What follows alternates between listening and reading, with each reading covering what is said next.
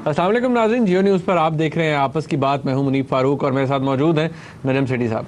नाज़रीन, हालात हाज़रा के हवाले से बात होती है, सियासत के हवाले से हम डिस्कशन करते हैं, आपस की बात होती है, कुछ अंदर की बात सेठी साहब बताते हैं, लेकिन ज़रूरी ये भी है कि इसके साथ साथ हम और भी बातें डिस्कस करें। जिस तरह हम कॉन्स्पिरेसी थेरीज़ के बारे में बात करते हैं, साजिशी मफरूज़े, ये ना सिर्फ दुनिया में, पूरी दुनिया में मुख्तलिफ वाक़यात के हवाले से सामने आते हैं, बल्कि तारीख़ के अंदर जो वाक़यात हुए हैं उनके हवाले से भी ये बातें सामने आती हैं। और पाकिस्तान की तारीख में भी कुछ ऐसे वाक़यात ज़रूर हैं, कुछ अहम ऐसे वाक़यात ज़रूर हैं जिनके हवाले से बहुत सी साजिशी मफरूज़े जो हैं उन्होंने जन्म लिया है और शायद बहुत सी जगह पर उन्हें एज़ इट इज़ तारीख़ का हिस्सा बना दिया गया, यानी कि तारीख़ का भी एक किस्म का कत्ल किया गया है।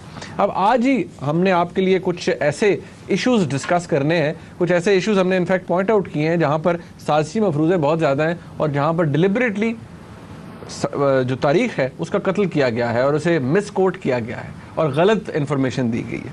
अब सेठी साहब, पहली बात से शुरू कर लेते हैं।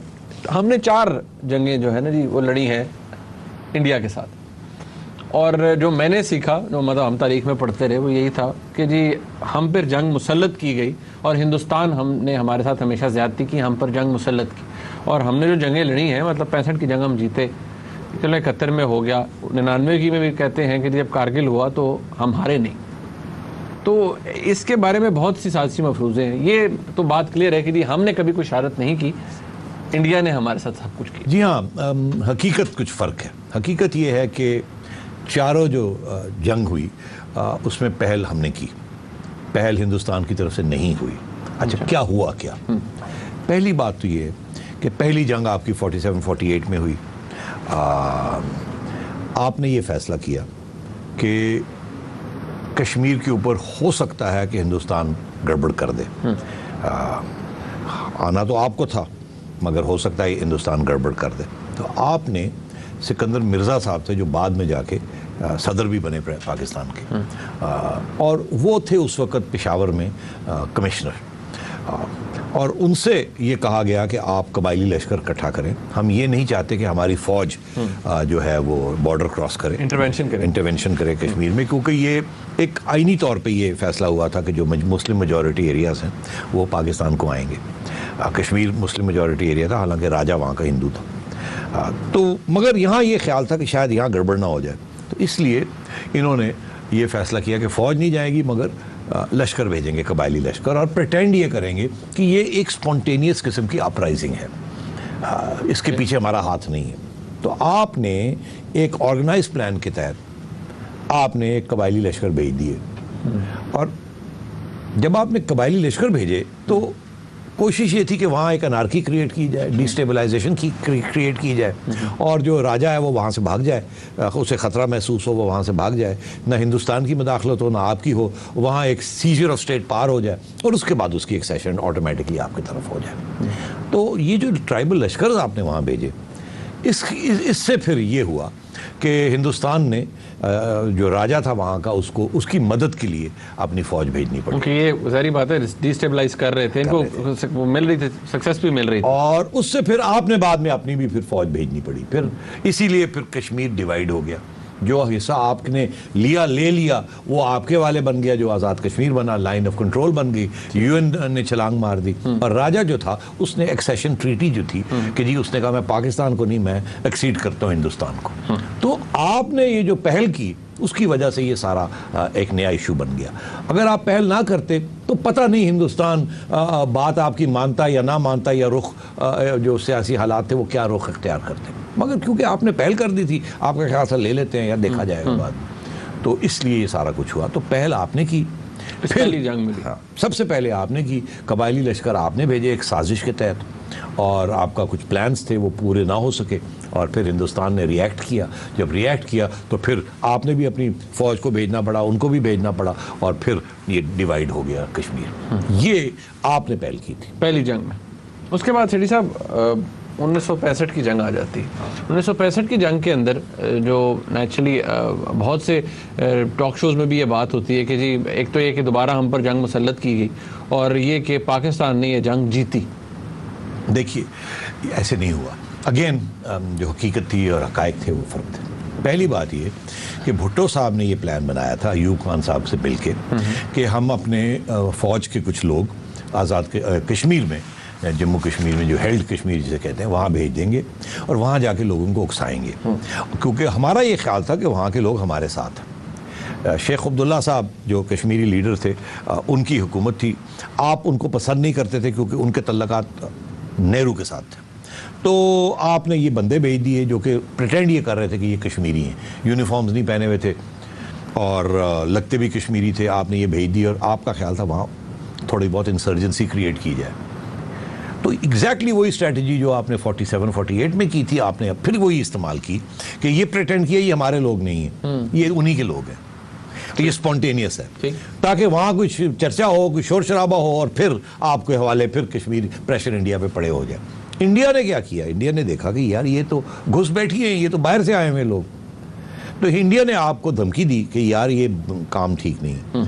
आपने जब इंडिया को ख़तरा नज़र आया तो इंडिया ने फिर, बिकॉज आपने ये प्रोवोकेशन की थी, तो इंडिया ने फिर आपके लाहौर और सियालकोट सेक्टर के ऊपर फ्रंट खोल दिया, ताकि इंडिया के ऊपर जो प्रेशर कश्मीर में बन रहा था जो आपकी वजह से, उसको ख़त्म करने के लिए या कम करने के लिए उन्होंने यहाँ ओपन फ्रंट कर दिया। तो फिर जब फ्रंट खुला तो फिर आपको अपनी फ़ौज भी भेजनी पड़ी, फिर आपने कश्मीर के अंदर अपनी फ़ौज भेजी, क्योंकि टैंक टेरिटरी आपके फेवर में थी, आपके टैंक्स छम जोड़ियाँ सेक्टर में निकल गए और वहाँ काफ़ी कामयाबी हुई। मगर दूसरे सेक्टर्स में, राजस्थान और इधर नीचे वाले सेक्टर्स में, भावल में आपको नुकसान हुआ और लाहौर बिल्कुल अनडिफेंडेड था। उसकी वजह ये थी कि आप सोच भी नहीं सकते थे कि इंडिया इंटरनेशनल बॉर्डर क्रॉस करके, आपका ख्याल था अगर इंडिया कुछ करेगा भी तो कश्मीर में करेगा और वहाँ आप तैयार करके बैठे हुए थे। आपका ये ख्याल नहीं था कि India actually international border cross करेगा। तो इंडिया ने ये सोचा कि क्योंकि आपकी स्ट्रेंथ उधर है, उन्होंने कहा जी हमारा क्या जाता है, हम इंटरनेशनल बॉर्डर वायलेट कर देते हैं। तो टेक्निकली इंडिया ने वॉर का आपके डिक्लेयर की, बिकॉज इंटरनेशनल बॉर्डर, मगर प्रोवोकेशन सारी आपने की और आप तैयार ही नहीं थे कि इंडिया इस किस्म का रिएक्शन करेगा। इसलिए आपको याद होगा हिस्ट्री में ये लिखा है, हमारे तो ज़माने की बात है, हमें तो आंखों देखा हाल था, स्टूडेंट थे हम गवर्नमेंट कॉलेज में जब ये हुआ, तो कि बीबीसी ने अनाउंस कर दिया कि जिमखाना तक, लाहौर जिमखाना क्लब जो आजकल कायदे आज़म मोहम्मद अली जिन्ना लाइब्रेरी है लॉरेंस गार्डन्स में, जिन्ना गार्डन जिसे कहते हैं, उस वक्त लॉरेंस गार्डन जिमखाना था, और बीबीसी ने अनाउंस कर दिया कि हिंदुस्तान की फ़ौजें लाहौर तक पहुँच गई और जिमखाना में जाके छोटा पेग हो ले रही है, मतलब ये विस्की शीस्की चढ़ा रही है। तो मतलब है कि फिर ये पता चला कि नहीं, हिंदुस्तान की फ़ौजें आ रही थी, वो वहाँ क्योंकि डिफेंस कोई नहीं था, उन्होंने वो शक में आ गए कि शायद कोई ट्रैप तो नहीं है कि पाकिस्तान की नजर ही नहीं आ रहे डिफेंडर्स, फौज ही नजर नहीं आ रही है और ये ना हो गया हम अंदर चले जाए, कोई ट्रैप हो और घेराव हो जाए। तो वो रुक गए सोचने लग पड़े कि यार ये क्या हो रहा है, नहीं तो वो तो बिल्कुल आधे घंटे के डिस्टेंस पे थे उनके टैंक्स। तो उस सिचुएशन में जब वो रुक गए और वो सोचों में पड़ गए कि शायद ये कोई ट्रैप नहीं है, आपको पता चला, ओहो हो, आप भागे भागे आपने अपनी फोर्सेस को मूव किया और फिर आपने जाके लाहौर की डिफेंस की। बाय द टाइम इंडियंस ने अटैक लॉन्च की, आप पहुंच चुके थे आपके दस्ती अमले। अच्छा, आखिरी सवाल, ये जंग जीती या हारी? नहीं, ये जंग जीती तो नहीं, क्योंकि जो आपका मकसद था कश्मीर लेना वो तो हुआ नहीं, जंग छिड़ गई और फिर इसके ऊपर फिर ताशकंद जाना पड़ा और वहाँ जाके एक पीस ट्रीटी या एक ट्रीटी साइन करनी पड़ी। और भुट्टो साहब का ये कहना था, उनको किसी ने पूछा, तारिक अली साहब जो बड़े इनकलाबी स्टूडेंट लीडर थे, उन्होंने भुट्टो साहब को पूछा जब भुट्टो साहब हुकूमत छोड़ चुके थे अयूब खान की, और वो उन्होंने नाराज़गी का इजहार किया था कि ये ट्रीटी साइन नहीं करनी चाहिए थी। तो तारिक अली साहब ने पूछा भुट्टो साहब को कि भाई ये जंग आपने क्यों की थी, ये इंडिया ने की, आपने की? उन्होंने कहा नहीं, हमने की थी, हमारा ये ख्याल था कि ये हो जाएगा और अगर हार जाते, जो हुआ हमारे साथ डिबैकल हो गया, तो मुझे पता था कि अयूब खान गिर जाएगा, तो अयूब खान गिरेगा तो मेरा रास्ता खुल जाएगा। तो अगर जीत जाते तो हीरो बन जाते और अगर हार गए तो अयूब खान छुट्टी हो जाती, तो मैं विन विन सिचुएशन थी, जीत में भी मेरा नाम था क्योंकि मैं फौरन, जीत भी मेरी, पार्ट भी मेरी। रेड्डी साहब यहाँ ब्रेक ले लेते हैं। नाज़रीन, जब ब्रेक से वापस आएंगे तो दो जंगें और हैं जिनके हवाले से बात करनी है, फिर और भी कुछ साजिशी मफरूज़े हैं उनको भी डिस्कस करेंगे और साथ रहिएगा।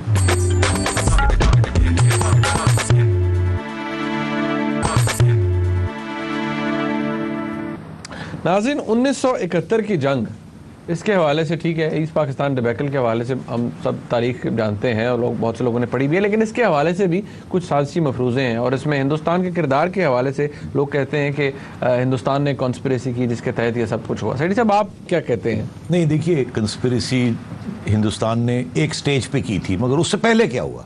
हर चीज का पहला देखना चाहिए, पहला कदम कौन उठाता है, उसकी वजह से फिर रिएक्शन क्या होता है। तो हुआ ये था, जैसे सबको हमको पता है कि इलेक्शन हुए 70 में, उसमें ईस्ट पाकिस्तान की आवाम ने वोट दिया अवामी लीग को। उसके बाद ये क्राइसिस शुरू हो गई, उधर तुम इधर हम, हमारी तरफ भुट्टो साहब थे और याया खान साहब थे, उनकी तरफ मुजीब था एंड उनकी अवामी लीग थी और वो सारे इकट्ठे थे। और हुआ ये कि मार्च 3 को आपकी फ़ौज का एक्शन हुआ 1971 में ईस्ट पाकिस्तान में, क्योंकि वो आपने इल्ज़ाम लगाया कि आप गद्दारी कर रहे हैं, आप अलहदगी की तंजीम बना रहे हैं, हम नहीं और क्रैक डाउन किया अवामी लीग के ऊपर। तो वो आर्मी एक्शन हुआ। अब वो आर्मी एक्शन को 3 महीने तक तो ठीक ठाक सिवियर आर्मी एक्शन था और उसमें ये हुआ कि आपने काफ़ी अच्छी खासी क्रैक डाउन की और उसके बारे में एक नई कहानी है, मगर मैं वहाँ नहीं जाता आज। मगर उसके बाद आपकी फ़ौज जो थी वो बेसिकली अर्बन एरियाज़ में वो बाहर निकल चुकी थी, रिट्रीट कर चुकी थी और वो बिल्कुल अब अंदर आ चुकी थी अर्बन एरियाज़ में, क्योंकि पहले वो बाहर गई थी यूनिवर्सिटीज़ इधर उधर, तो वहाँ आप और मुक्ति बाहिनी जिसको इंडिया सपोर्ट कर रहा था वो आपको धकेल रही थी। फिर एक ऐसी स्टेज आई जबकि आप नवंबर तक पहुंचे कि हमें यहाँ वेस्ट पाकिस्तान में हमारी लीडरशिप, फौजी लीडरशिप और भुट्टो साहब जो सियासी लीडरशिप, उनका ये ख्याल था कि अब हालात वहाँ बहुत ख़राब हो रहे हैं। और क्योंकि हुआ ये था कि इसके दौरान कोई मेरा ख्याल है 10 मिलियन, कहते 10 मिलियन है मगर हो सकता है बहुत कम फिगर हो, 1-2 मिलियन रेफ्यूजीज ईस्ट पाकिस्तान से बंगाल चले गए थे, वेस्ट बंगाल, क्योंकि वहाँ तशद्दुद हो रहा था, हमारी फ़ौज क्रैकडाउन कर रही थी, लोग वहाँ से भाग रहे थे, स्पेशली हिंदू पॉपुलेशन भी भाग रही थी, कुछ मुस्लिम पॉपुलेशन जो रेजिस्ट कर रही थी। तो उन्होंने जाके वेस्ट बंगाल कलकत्ते के करीब वहाँ जाके कैंप शैम्प, तो इंडिया को तकलीफ हो रही थी और दुनिया देख रही थी कि ये जो कुछ अंदर हो रहा है उससे रेफ्यूजीज बन रहे हैं। तो इंडिया को एक जवाब मिल रहा था कि देखिए कितने रेफ्यूजीज हमारे पास आ गए। जैसे याद है अफगानिस्तान में जहाँ से जब वो रेफ्यूजीज यहाँ आए, हमने कहा हमारा इंटरेस्ट भी बन गया है क्योंकि इतने रेफ्यूजीज आ गए, तो ये एक एक्सक्यूज बनता है। तो वो रेफ्यूजीज चले गए, इंडिया को एक एक्सक्यूज मिल रहा था। तो हमें अब ये खदशा था कि अब हमारी वहाँ शिकस्त होने वाली है, क्योंकि हमारी फ़ौज बहुत एक्सटेंडेड थी और बड़े मसले बन रहे थे। हमने यहाँ 27 नवंबर को गालबन वेस्ट पाकिस्तान फ्रंट पे ईस्ट पाकिस्तान में प्रेशर को कम करने के लिए, हमें 23 नवंबर को आपने यहाँ हिंदुस्तान के जो वेस्टर्न बॉर्डर है यहाँ उसको खोल दिया। अच्छा। तो आपने इंटरनेशनल बॉर्डर जो है वो आपने वायलेट किया। अच्छा। जैसे 65 में इंडिया ने वायलेट किया था, इस दफा आपने वायलेट कर दिया और यहाँ फ्रंट खोल दिया, जिसका मतलब था अब ओपन डिक्लेरेशन ऑफ वॉर। क्योंकि वहां जो कुछ ईस्ट पाकिस्तान में हो रहा था वो खुफिया तौर पे हो रहा था। इनडायरेक्ट सपोर्ट तो थी, मुक्ति वो थी ना, वो तो थी बिकॉज आप क्रैकडाउन कर रहे थे, मगर कोई डिक्लेरेशन ऑफ वॉर नहीं थी। ये जब आपने यहाँ किया तो डिक्लेरेशन ऑफ वॉर होगी। फिर इंडिया ने अपनी फौजें 27 नवंबर को 3 दिसंबर को इंडिया ने फिर अपनी वो बॉर्डर क्रॉस करके उनकी फौज अंदर आई और 13 दिन के अंदर 3 दिसंबर से लेके गालबन 16 दिसंबर आपके जनरल नियाजी साहब ने हथियार गिरा दिए और आपने साइन कर दिया सरेंडर का। तो 13 दिन का वॉर, आपने पहले इंटरनेशनल बॉर्डर यहाँ तोड़ा, आपके क्रैकडाउन की वजह से उससे पहले मार्च में वहाँ एक रेफ्यूजी प्रॉब्लम बना और वो that gave the excuse. Indira Gandhi ने जो रोल अदा किया वो सारी दुनिया का उन्होंने दौरा किया, उससे पहले उन्हें पता था कि एक स्टेज आ रही है कि इंटरवेंशन करनी पड़ेगी। उन्होंने दुनिया को जाके बताया कि क्या हो रहा है वहाँ, कहा बड़ा जुल्म हो रहा है, जस्टिफिकेशन तलाश की कि जब ये जंग हो तो फिर दुनिया उनकी साइड ले, पाकिस्तान की साइड ना ले। तो आपने मिलिट्री स्ट्रैटेजी भी आपकी गलत थी, सियासी स्ट्रैटेजी भी आपकी गलत थी, पाकिस्तान भी आपने गवा दिया और हिंदुस्तान ने वो टेक्निकली वो जंग जीत ली, क्योंकि आपने पहली और आखिरी सरेंडर डॉक्यूमेंट जो है आपने 1971 दिसंबर 16 को आपने साइन की। अरे सेठ साहब, ये फिर यानी कि यहाँ पर भी ये कॉन्स्पिरेसी थ्योरी की, यहाँ पर भी मुसल्लत हम पर नहीं की गई, हमने इनफैक्ट ये खुद पंगा लिया। अच्छा, कारगिल वॉर 1999, इसकी भी बड़ी दिलचस्प बात है ना, इसके बारे में बड़ी इंटरेस्टिंग बात है। एक तो कॉन्स्पिरेसी थ्योरी ये भी है, बल्कि वो फैक्चुअल बात है। मियाँ साहब कहते हैं मुझे कॉन्फिडेंस में नहीं लिया, उधर मुशर्रफ साहब कहते हैं नहीं मियाँ साहब को सब कुछ पता था। कारगिल में क्या हुआ? कारगिल तो मेरा ख्याल है 99 में हुआ ना। जी। 1984 में एक और चीज़ हो चुकी थी। अच्छा। 1984 में क्या हुआ था? 1984 में ये था कि सियाचिन, हिंदुस्तान की अफवाज ने सियाचिन कैप्चर कर लिया। वो हुआ क्या, वो बड़ा ज़रूरी है क्योंकि वो लोग आमतौर पे भूल जाते हैं, क्योंकि कारगिल और सियाचिन का एक तल्लुक है। वो क्या है मैं आपको बताता हूँ। 1984 में होता ये था कि विंटर के दौरान पाकिस्तान की अफवाज के ट्रूप्स सियाचिन की हाइट्स छोड़ के, ये मैं हमेशा हमारे कंट्रोल में था, it's part of our side, तो हमारे ट्रूप्स विंटर में नीचे आ जाते थे लोअर कैंप्स पे, बिकॉज वहाँ फ्रॉस्ट बाइट और बड़े ख़तरनाक मौसम होता था, और जब थोड़ा सा वो स्नोज वोज मेल्ट करती थी वापस चले जाते थे। और ये काफ़ी अरसे से, मतलब 10, 15, 20 साल से ये हो रहा था। सियाचिन आपके कंट्रोल में था। हिंदुस्तान वालों ने ये सोचा कि ये अच्छा मौका है कि हम सियाचिन जो है वो इनसे छीन लें, क्योंकि वो डिस्प्यूटेड एरिया है, तो ये छीनना नहीं था, this need not lead to war. और वो उस वक़्त ये हुआ जबकि 1982-83 में पाकिस्तान की हुकूमत हिंदुस्तान के अंदर, पंजाब के अंदर जो खालिस्तान मूवमेंट था उसको सपोर्ट कर रही थी। सिखों की मूवमेंट को हम कर रहे थे, प्रोवोक कर रहे थे। हाँ नहीं बिल्कुल, हम कर रहे थे और उनको हम इमदाद दे रहे थे। यहाँ से कहा कि फैसलाबाद के अंदर उनको पनाह भी देते थे, ट्रेनिंग होती थी, फिर वो जाते थे। ये सारा कुछ हम कर रहे थे। ठीक, ये 1965 का बदला ले रहे थे। 71 का बदला ले रहे थे। तो ये हम खालिस्तान के, हमें ईस्ट पाकिस्तान सेपरेट हो गया, हम पंजाब को पंगा लेते हैं। तो वो हिंदुस्तान ने तो खैर बिंद्रा नायक वगैरह को क्रश कर दिया और सिखों का मूवमेंट खत्म कर दिया, मगर उन्होंने भी आपका बदला लेना था ना। तो आप बदला लेते लेते रह गए, आप उन्होंने बदला लेना था, तो उन्होंने ही किया कि सियाचिन चढ़ गए। विंटर में जब आप नीचे आए तो इंस्टेड ऑफ अपनी पोजीशंस में वो खुफिया तौर पे सियाचिन चढ़ के उन्होंने पीक्स ले ली।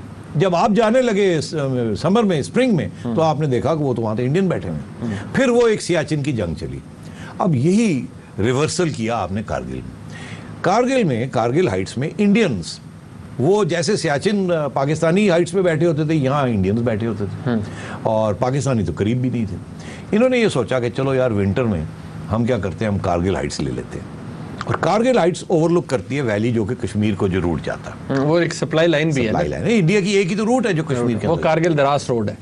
तो इनका ख्याल था कि कारगिल में हम उसको कैप्चर कर लेते हैं खुफिया तौर पे, इंडिया को पता ही नहीं लगने देते, और यही कहेंगे कि हमने नहीं किया, कश्मीरियों ने किया। ये वही डबल, खुद करना नहीं थी, किसी के जरिए हो गया। हाँ, मगर एक्चुअली हमेशा खुद। अच्छा, तो ये इन्होंने नवंबर 98, अब ये मेरी इतला के मुताबिक, जल्दी से मैं आपको बता दूं, नवंबर से लेके मई तक इन्होंने खुफिया तौर पे इन्फिल्ट्रेशन की, स्पेशली ट्रेन्ड पीपल।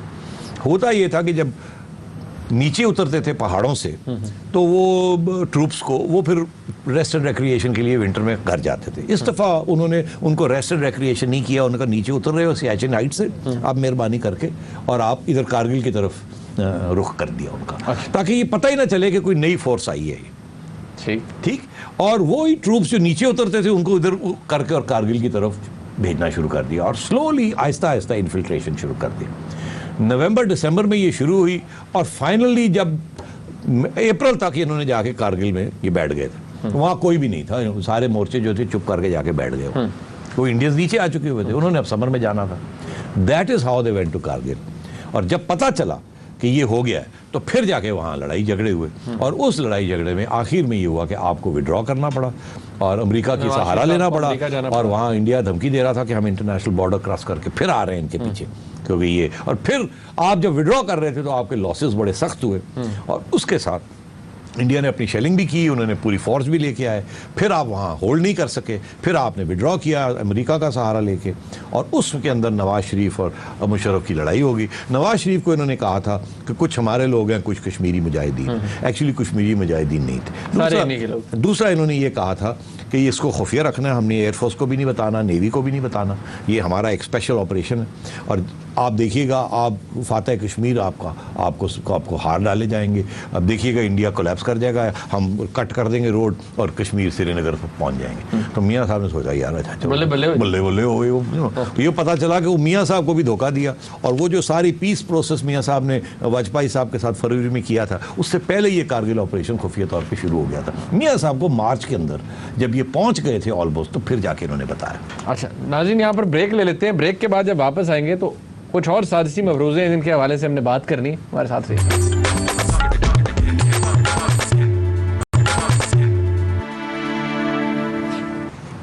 नाज़रीन, ब्रेक के बाद एक दफ़ा फिर आपको खुशामदीद कहते हैं। अब मार्शल लॉज के हवाले से बात हो जाए, क्योंकि एक मफरूज़ा ये भी है, साजिशी मफरूज़ा, कि जितने भी हमारे मुल्क में मार्शल लॉज लगते हैं, लगते रहे हैं आज तक, उनमें अमेरिका का हाथ होता है, खुफिया हाथ, और हर फौजी डिक्टेटर जो है उसे कहीं ना कहीं से टैसिटली सपोर्ट ज़रूर मिलती है अमेरिका की।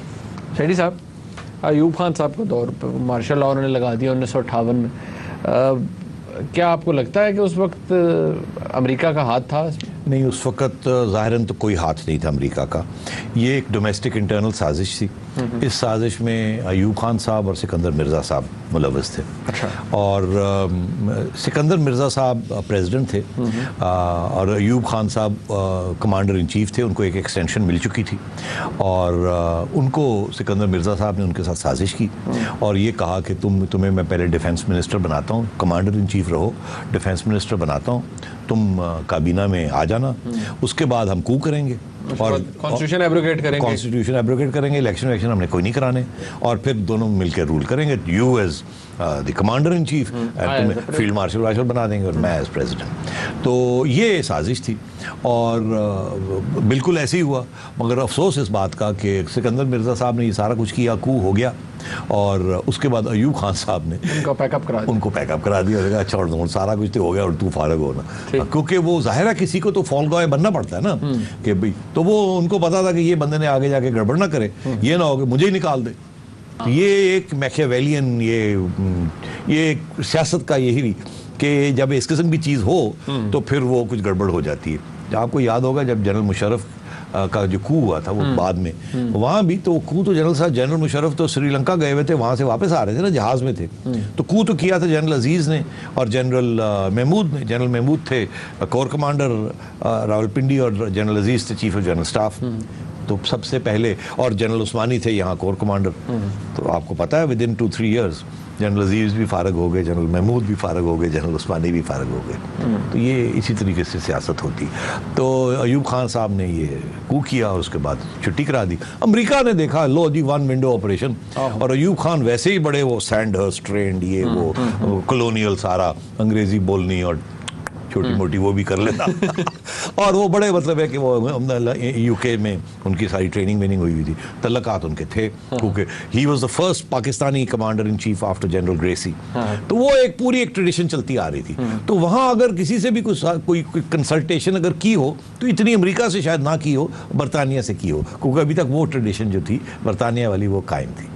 तो उसमें कोई अमेरिका का कोई हाथ नहीं था। अच्छा, बहरहाल अमेरिका ने वेलकम किया, बिकॉज अमेरिका 1 विंडो ऑपरेशन और ये बड़ा यार था, यारों का यार था, और पाकिस्तान की अफवाज को और पाकिस्तान को इन्होंने एक स्ट्रॉन्ग अमेरिकन एलाई बना दिया।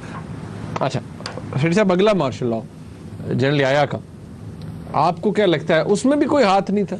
नहीं, उसमें भी कोई हाथ नहीं था। जहाँ जैसे 1958 में अयूब खान और ये क्या नाम है आपका सिकंदर मिर्ज़ा साहब की साजिश थी, इसी तरह 1968 में एक स्टूडेंट मूवमेंट डेवलप की पाकिस्तान के अंदर, और स्टूडेंट मूवमेंट बड़ी एक non religious, non Islamist, secular किस्म की स्टूडेंट मूवमेंट थी फॉर डेमोक्रेसी। जेन्युइनली, जैसे आप कह सकते हैं आपकी रोज़ रेवोल्यूशन या जैस्मिन रेवोल्यूशन जैसे आजकल बात हो रही है, जिसमें कोई रिलीजियस आइडियोलॉजी नहीं थी। वो एक इंटरनल मूवमेंट थी कि जमहूरियत चाहिए, डिक्टेटरशिप। और अयूब खान साहब की सेहत ख़राब हो रही थी। 1965 वॉर में भुट्टो साहब बाहर निकल के उनको बदनाम कर रहे थे कि ये हार गया, इसने जाके सरेंडर कर दिया, ये कर दिया, वो कर दिया, और उनकी सेहत ख़राब हो रही थी। तो उन्होंने फिर साजिश की याया खान के साथ। उस वक्त हमारा सिस्टम ये था कि एक कमांडर इन चीफ होता था फौज का, और अयूब खान साहब फील्ड मार्शल बन चुके थे। तो फौज का जो एक्चुअल कमांड था वो याया खान के साथ के पास था। जैसे कि आप समझे chairman joint chief of staff जो है आजकल के ज़माने में, उनके पास कमांड नहीं होती, कमांड होती चीफ आर्मी चीफ के पास। तो उस वक्त कमांडर इन चीफ, तो वो याया खान को अयूब खान ने कहा यार आ जाओ, मेहरबानी करके मुझे बचाओ।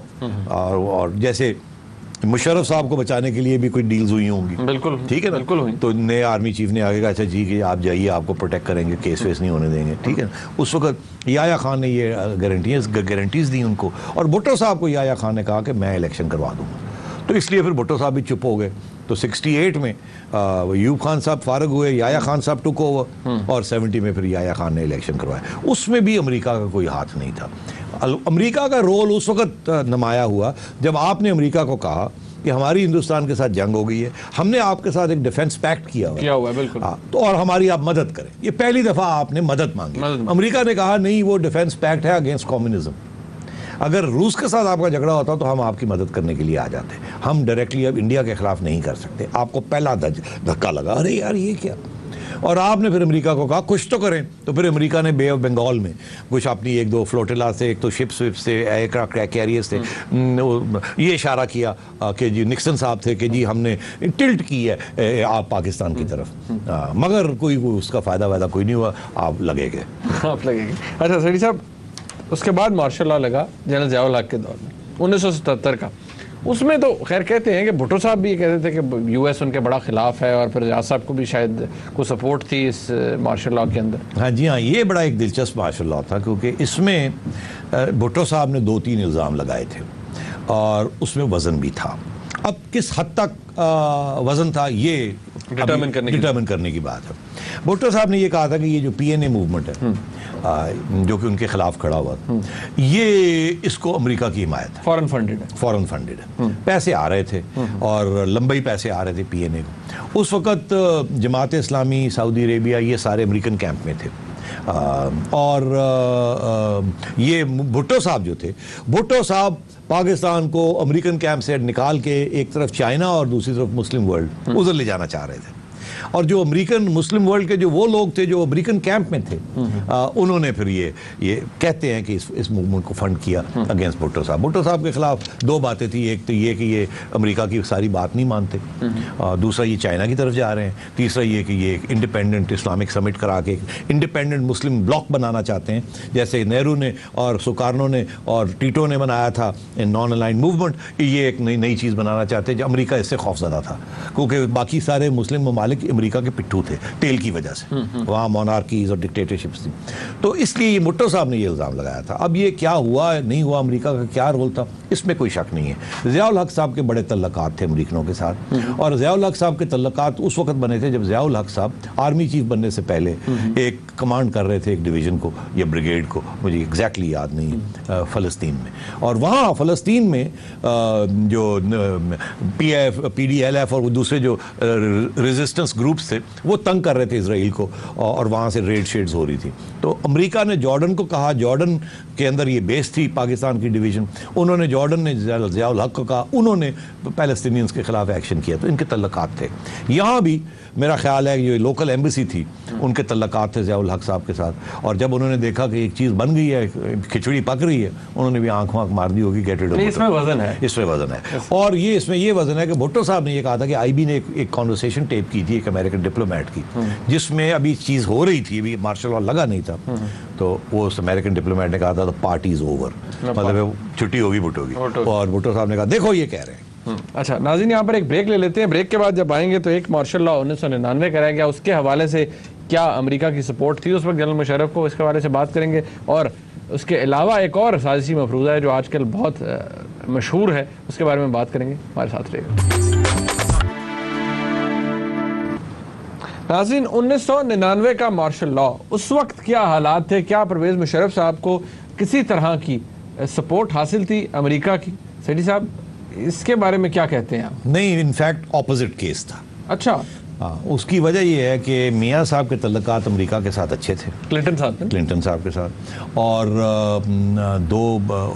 और शहबाज शरीफ साहब के भी कारगिल बंद कराने में उधर गए ना, गए थे ना। तो अमेरिका को पता था, और अमेरिका मुशर्रफ के खिलाफ था, अमेरिका नवाज शरीफ साहब के हक में था, और एक इंटरफेरेंस से मिले भी थे ना। वो मैं आपको बताता हूँ ना क्या हुआ। तो मैं इसलिए कह रहा हूँ कि अमेरिका इनके साथ था। वो ये हुआ कि जब इनको मुशर्रफ के साथ टेंशन शुरू होगी तो इनको फिक्रमंद हो गए कि शायद अब मुशर्रफ कोई कू ना कर दे। ओके। तो गालबन सितंबर के दूसरे हफ्ते में 14 तारीख हो सकती है, 16 तारीख हो सकती है, 25 हो सकती है, मुझे एग्जैक्टली याद नहीं। सितंबर के 3rd वीक में 1999 में ये घबरा गए और शहबाज शरीफ साहब ने जहाज़ पकड़ा और सीधे डीसी पहुंच गए, वाशिंगटन डीसी। वहाँ इन्होंने खुफिया एक मीटिंग की वहाँ के assistant secretary of state Karl Rick Inderfurth. Karl Rick Inderfurth को इन्होंने कहा कि ये मुशर्रफ गड़बड़ कर रहा है, आप मेहरबानी करके कोई बयान दे दें कि अगर ऐसा हुआ तो आप तस्लीम नहीं करेंगे और आप उसके खिलाफ कार्रवाई करेंगे। इन्होंने जाके उसको कहा, कार्ल रिक इंडरफर्थ ने कहा ये पक्की बात है, ऐसे है? उन्होंने कहा बिल्कुल है, और आप टाइम बहुत थोड़ा रह गया, आप कर दें इस किस्म का बयान। मेरा ये ख्याल है कि इन्होंने ये फैसला कर लिया था कि मुशर्रफ की छुट्टी करानी है। ये नहीं कि मुशर्रफ कुछ करने वाला है, इनका ये ख्याल था कि हम इसकी छुट्टी कराना है, और अगर हम कराते कराते ही इसको पता चल गया तो ये ना हमारी पहले करा दे। तो इसलिए उन्होंने कहा एक प्रीएम्प्टिव स्ट्राइक की जाए। मेरा ये ख्याल है, बैकलैश से बचने के लिए। नॉट बैकलैश, ये कि नहीं कि मुशर्रफ को पता लग गया हम इसकी छुट्टी कराने जा रहे हैं तो ये ना हो कि ये पहले कुछ कर दे। अच्छा, इसलिए इसलिए मुशर्रफ को ऑन वार्निंग कर दे। अमेरिका से जाके एक बयान दिलवाया। अच्छा, वो बड़ा इंटरेस्टिंग बयान है। वो बयान ऐसे था कि रॉयटर्स था, मेरा ख्याल रॉयटर्स न्यूज़ वायर ने एक स्टेटमेंट जारी किया कि एक अननेम्ड टॉप अमेरिकन ऑफिशियल ने वार्निंग दी है कि पाकिस्तान के हालात स्लिप कर रहे हैं और अगर वहाँ फ़ौज की मदाखलत हुई तो उसको तस्लीम नहीं किया जाएगा, और वार्निंग दे दी है। अब जब मैंने ये पढ़ा, मुझे एक फ़ोन आ गया ना किसी रेडियो स्टेशन का कि जी ये एक बयान आया है अमेरिकन, इस पे ज़रा तबसरा करें। और मैंने कहा यार 10 मिनट ठहर जाओ, मैं चिड़िया विड़िया उठाऊँ चलाएँ, चिड़िया बड़ी पुरानी है मेरी। तो मैंने कहा पता तो करें हुआ क्या। जब मैंने पता किया तो पता चला कि ये अननेम्ड ऑफिशियल जो है, जिसका नाम नहीं लिया जा रहा, ये है actually Karl Rick Inderfurth, the assistant secretary of state for South Asia. ठीक। और ये बयान इसलिए दिया गया, मुझे याद है कि मैंने ये कहा उस अपने, जब ये पता चला मैंने कहा हाँ शहबाज शरीफ साहब पहुंचे हुए थे, ये हो गए। मगर एक्नॉलेज नहीं कर रहा था अमेरिका कि ये हमारा, हमने ऑफिशियली ये बयान दिया है, अननेम्ड ऑफिशियल। ये बाद में बहुत अरसे के बाद 2 साल पहले मैं अमेरिका गया तो कार्ल रिक इंडरफर्थ को मैंने कहा आओ तुम्हारी इंटरव्यू करें। तो कार्ल रिक इंडरफर्थ की जब मैंने इंटरव्यू की तो उसके अंदर मैंने उसको कन्फ्रंट किया। मैंने कहा आज बता दो यार, पुरानी बात है, वो तुम ही थे ना जिसने ये। तो उसने कहा हाँ मैं ही था। उसने पहली दफ़ा ऑफिशियली एक्नॉलेज किया और उसने ये कहानी पूरी बताई मुझे, जो कि मैं ऑलरेडी इसको एक्सप्लेन कर चुका हूँ। तो वहाँ से ये खबर मिली कि इनको ये सारी जो मैंने अभी बात की कार्ल रिक इंडरफर्थ को शहबाज ने जाके कही थी। तो इनफैक्ट उस वक्त अमेरिका इनकी साइड पे था, फौज की मदाखलत नहीं चाहता था। यानी कि इस वक्त 1999 में कोई सपोर्ट नहीं थी, बिल्कुल नहीं, मार्शल लॉ के अंदर। और याद रहे कि जब ये हो गया मार्शल लॉ तो ये भागे दौड़े सपोर्ट लेने के लिए, और इन्हें इंटरनेशनल कम्युनिटी सपोर्ट ही नहीं मिल रही थी, because international community Nawaz Sharif साहब को सपोर्ट कर रही थी। वो इसलिए क्योंकि नवाज शरीफ साहब हिंदुस्तान के साथ पीस, अमन, और फिर कारगिल में हिंदुस्तान की बात और अमेरिका की बात मानी, instead of plunging the country into another war, क्योंकि अब न्यूक्लियर वेपन्स तो टेस्ट हो चुके थे। तो मियां साहब ने बड़ा अच्छा फैसला किया। तो अगर मदाखलत हुई तो वो अमेरिका ने सिविलियन गवर्नमेंट के हक में की, मार्शल लॉ को सपोर्ट नहीं किया। वो फिर आपको याद होगा 2000 में जब प्रेसिडेंट क्लिंटन ने हिंदुस्तान का दौरा करना था तो यहाँ सवाल खड़ा हो गया, मुशर्रफ साहब की कोशिश थी किसी तरीके के साथ तो हमारे यहाँ आए ताकि हमें रिकग्निशन मिले, हमें माने कि हम लेजिटिमेट गवर्नमेंट है। वो आने के साथ ही हो जाएगा। तो बहुत सा यहाँ लेन देन हो रही थी। फाइनली क्लिंटन ने ये फैसला किया कि चले वो आएगा, 5 घंटे के लिए आए, और उन्होंने 2 कंडीशंस रखी थी। एक ये कि मैं आपके साथ हैंड शेक नहीं करूँगा पब्लिक में, दूसरा ये कि आप मुझे पाकिस्तान टेलीविजन के ऊपर लाइव एड्रेस करने देंगे। लाइव? हाँ, मैं फिर आऊँगा। इन्होंने कहा जी ठीक है, आप जो मर्जी कर लें, आ जाए सही। वो 5 घंटे के लिए आया, उसने हाथ वाथ नहीं मिलाया इनके साथ, अनऑफिशियली मिलाया मगर तस्वीर में नहीं मिलाया, दिखाने के लिए कि हम अप्रूव नहीं करते। दूसरा ये कि, और उस वक्त नवाज शरीफ साहब को ऑलरेडी प्रेशर जेल में से पड़ रहा था कि यार मुझे निकलवाओ यहाँ से, और क्लिंटन साहब ने सोचा मैं जाके मुशर्रफ को कहूँगा कि आप प्लीज़ इसको भी छोड़ दें, अब वो भुट्टो वाली बात ना करें आप जो ज़िया-उल हक ने की थी। और इसीलिए मियाँ साहब कहते हैं कि वो बड़े मशहूर हैं क्लिंटन ने कि उसने कोशिश की मगर दाल नहीं गई।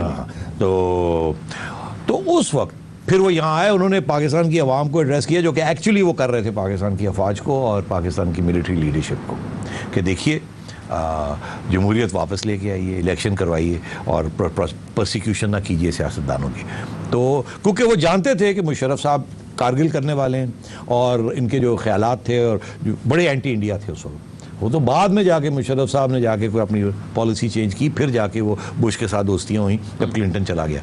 तो ये इस तरीके से उस वक्त इट वाज द ऑपोजिट। कोई नहीं थी। अरे रेड्डी साहब 1 मिनट है, बहुत ब्रीफली बताएं, ओसामा बिन लादेन का वाक़या हुआ एबटाबाद के अंदर, आज तक लोग मानने को तैयार नहीं। और सबसे बड़ी कॉन्स्पिरेसी थ्योरी जो आजकल चल रही है कि वो यहाँ से तो पकड़े नहीं गए, यहाँ पर नहीं ऑपरेशन हुआ, शांगला से उठाया उन्हें यहाँ आके, क्योंकि पाकिस्तान की फोर्सेस को मिलाइन करने के लिए इधर गिराया और इधर ऑपरेशन किया ताकि जनाब एक सीन क्रिएट हो जाए।